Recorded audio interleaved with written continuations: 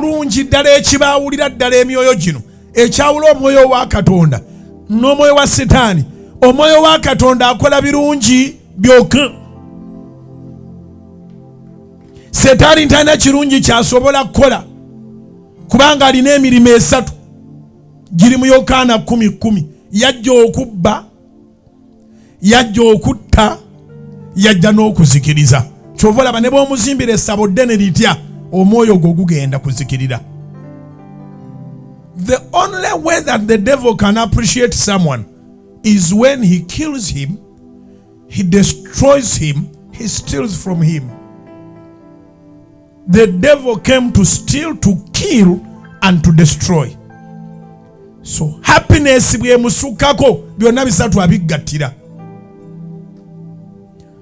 Akuwa cocktail y'ebizibu ng'essanyu limususeeko.